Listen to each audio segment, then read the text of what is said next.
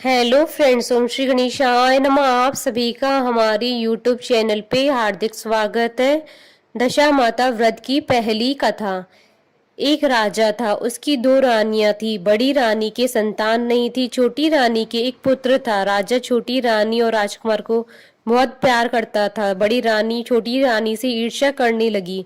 बड़ी रानी राजकुमार के प्राण हर लेना चाहती थी। एक दिन राजकुमार खेलता खेलता बड़ी रानी के चौक में चला गया। बड़ी रानी ने राजकुमार के गले में एक काला सांप डाल दिया। छोटी रानी दशा माता का व्रत करती थी।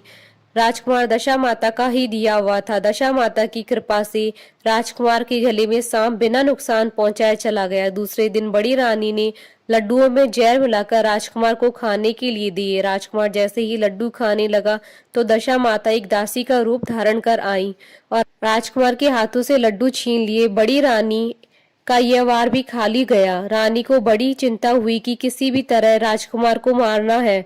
तीसरे दिन जब राजकुमार फिर बड़ी रानी के आंगन में खेलने गया तो रानी ने उसे पकड़कर गहरे कुएं में धकेल दिया। क्योंकि कुआं बड़ी रानी के आंगन में बना था, इसलिए किसी को भी पता नहीं चला कि राजकुमार कहाँ गया। लेकिन जैसे ही बड़ी रानी ने राजकुमार को कुएं में धकेला तो दशा माता ने उसे बीच में रोक लिया। इधर दोपहर हो जाने पर राजकुमार के न लौटने पर राजा व छोटी रानी को चिंता सताने लगी। दशा माता को भी इस बात की चिंता हुई कि राजकुमार को उसके माता पिता के पास किस प्रकार पहुंचाया जाए।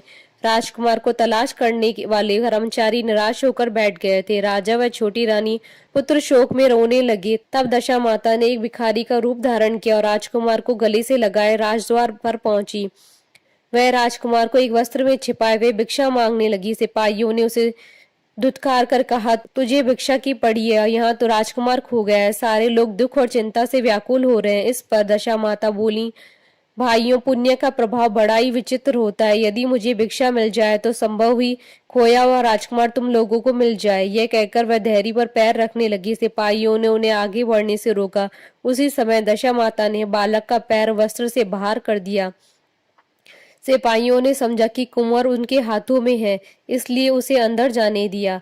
दशा माता कुंवर को लिए हुए भीतर चली गईं। उसने राजकुमार को चौक में छोड़ दिया और वापस चली गई। परंतु रानी ने दशा माता रूपी भिखारन को देख लिया था। उसने कहा, खड़ी रहो और कौन हो तुम? तुमने 3 दिन मेरे बेटे को छिपाकर कहाँ रखा? तुमने ऐसा क्यों किया? तुम्हें मेरे इस प्रश्नों का उत्तर देना होगा। दशा माता उसी समय ठहर गई। उन्होंने बताया कि मैं तुम्हारे पुत्र की चोरी करने वाली नहीं हूँ। मैं तुम्हारी आराध्य देवी दशा माता हूँ। मैं तुम्हें सचेत करने आई हूँ कि बड़ी रानी तुमसे ईर्ष्या रखती है। वह तुम्हारे पुत्र के प्राण हर लेना चाहती है। एक बार उसने तुम्हारे पुत्र के गले में काला सांप डाल दिया था, जिसे मैंने ही भगाया। दूसरी बार उसने इसे विष के लड्डू खाने को दे दिए थे, जिन्हें मैंने उसके हाथों से छीन लिए थे। इस बार उसने तुम्हारे राजकुमार को अपने आंगन की कुएं में धकेल दिया था और मैंने इस बीच ही आकर उसे रोककर रक्षा की। इस समय मैं भिखारन के वेश में तुम्हें सचेत करने आई हूँ। यह सुनकर छोटी रानी दशा माता के पैरों पर गिरकर क्षमा मांगने लगी। छोटी रानी विनती भाव से बोली, जैसी कृपा आपने मुझ पर दर्शन देकर की है, मैं चाहती हूँ कि आप सदैव इस महल में निवास करें। मुझसे जो सेवा पूजा होगी मैं करूंगी। इस पर दशा माता बोली, मैं किसी घर में नहीं रहती हूँ। जो श्रद्धा पूर्वक मेरा ध्यान व स्मरण करता है, मैं उसी के हृदय में निवास करती हूँ। मैंने तुम्हें साक्षात दर्शन दिए हैं, इसलिए तुम सुहागनों को बुलाकर उन्हें यथाविधि आदर सत्कार के साथ भोजन करवाओ और नगर में ढिंढोरा बिठवा दो कि सभी लोग मेरा डोरा ले और व्रत करें। इतना कहकर दशा माता अंतर ध्यान हो गई। रानी ने अपने राज्य की सौभाग्यवती स्त्रियों को निमंत्रण देकर बुलाया और उपटन से लेकर शिरोआभूषण श्रृंगार कर उनकी यथाविधि सेवा कर भोजन करवाया और दक्षिणा में गहने आदि देकर विदा किया। रानी ने अपने राज्य में ढिंढोरा पिटवा दिया कि अब से सब लोग दशा माता का डोरा लिया करें।